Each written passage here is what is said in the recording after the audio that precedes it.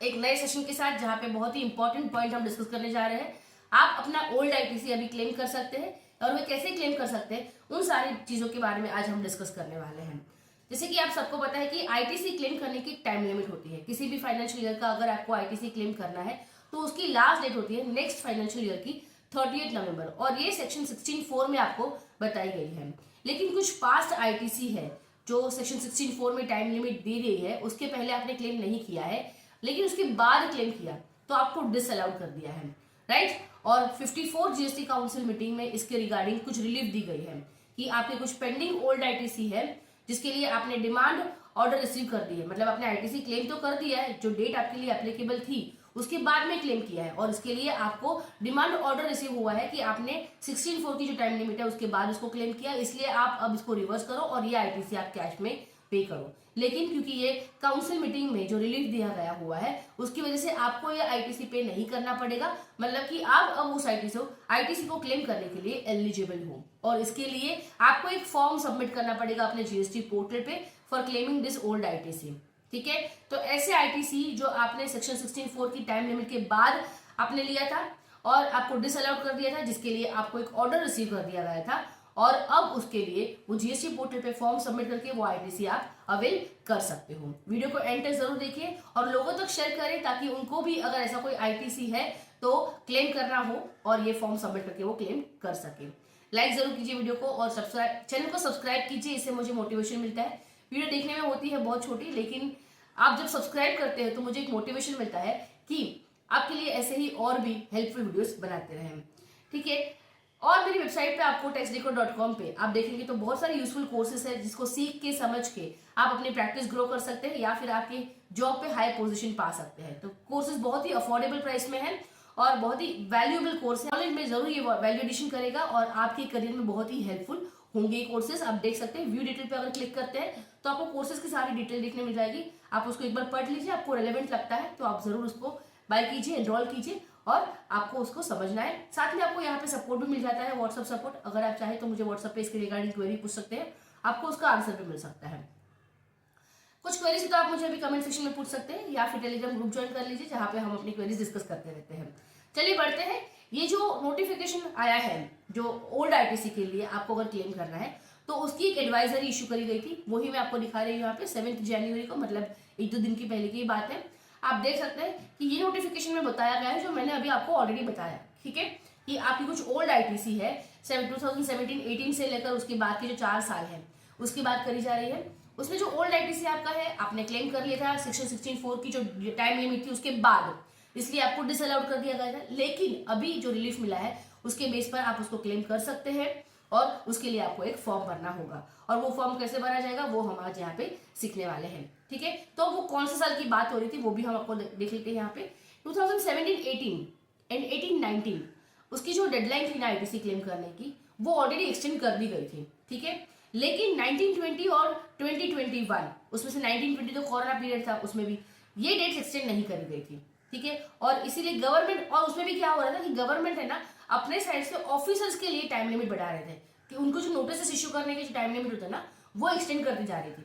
तो फिर tax payers ने भी आवाज उठाई, उन्होंने बोला कि हमारे लिए भी अब ये टाइम लिमिट थोड़ा सा इंक्रीज करके दो, क्योंकि नया नया जीएसटी था, उसमें कोरोना पीरियड आ गया तो और भी दिक्कतें होने लगी, कुछ काम नहीं हो रहा था, फाइलिंग नहीं हो रही थी टाइम पर।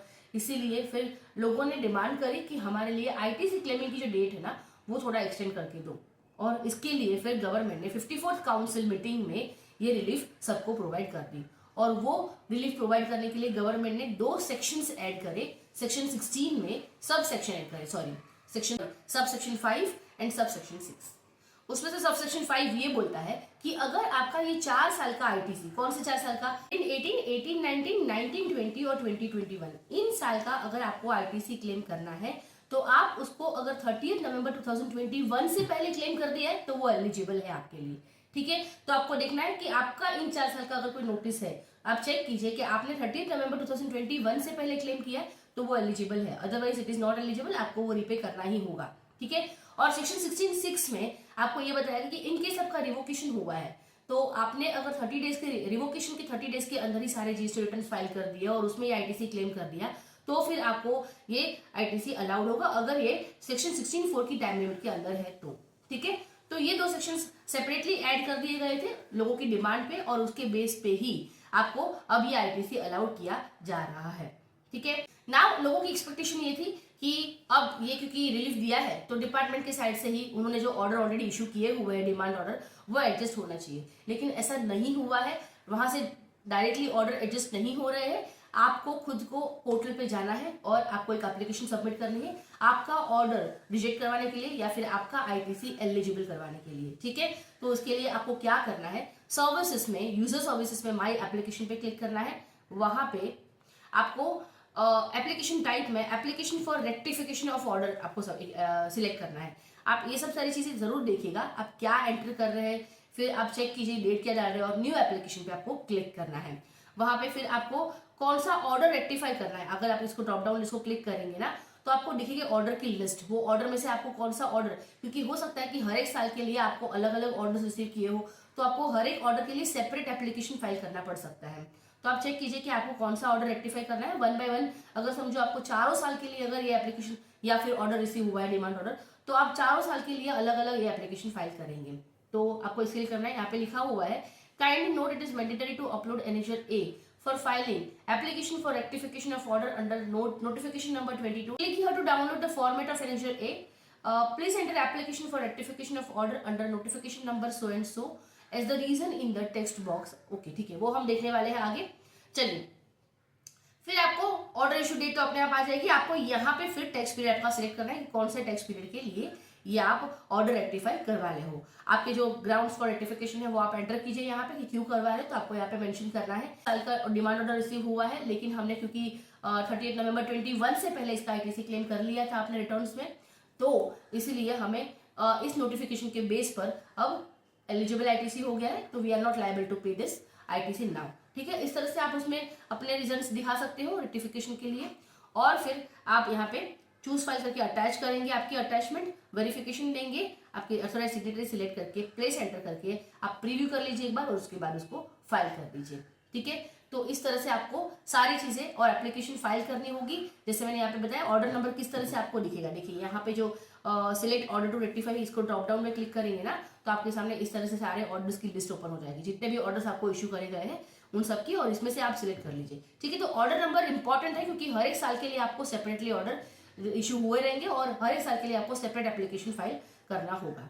ठीक है, और अगर आपने ऑलरेडी आईटीसी के लिए पेमेंट कर दिया है, मतलब आपको जो डिमांड ऑर्डर इशू हुआ था उसका पेमेंट आपने अगर ऑलरेडी कर दिया है तो फिर उसका रिफंड आपको नहीं मिलेगा। तो आपको ये भी ध्यान में रखना है कि ऑल्दो आपने 21 से नवंबर 21 से पहले ही ये आईटीसी क्लेम कर लिया था, आपको इसके लिए डिमांड ऑर्डर भी रिसीव कर दी और आपने पेमेंट भी कर दिया, तो उसका रिफंड नहीं मिलेगा। ये भी क्लैरिफिकेशन साथ में दे दिया है। ठीक है, आप अगर मेरी यूट्यूब चैनल पे देखते हैं तो आपको बहुत ही यूजफुल वीडियोस यहाँ पे देखने के लिए मिल जाते हैं, जिसको समझ के आप अपनी नॉलेज ग्रो कर सकते हैं बिल्कुल फ्री ऑफ कॉस्ट। और यहाँ पे आप सब्सक्राइब पे क्लिक करके मेरे चैनल को सब्सक्राइब कर सकते हैं। बहुत ही यूजफुल वीडियोस है, आप लिस्ट देख सकते हैं, आपको जो रेलेवेंट लगता है वो आप देख सकते हैं। और यहाँ पे बहुत ही जो पॉपुलर वीडियोस है मेरे, उसकी भी लिस्ट आपको दिख जाएगी, जिसमें अकाउंट फाइनलाइजेशन इंपॉर्टेंट और बहुत ही नॉलेजेबल वीडियोस है। साथ में इसका कोर्स भी आपको मेरी वेबसाइट पे मिल जाएगा, आप जरूर इसको चेक कीजिए। आपको जो रेलेवेंट लगता है उसको आप एनरोल करके समझ सकते हैं और अपनी नॉलेज को ग्रो कर सकते हैं। Thank you so much.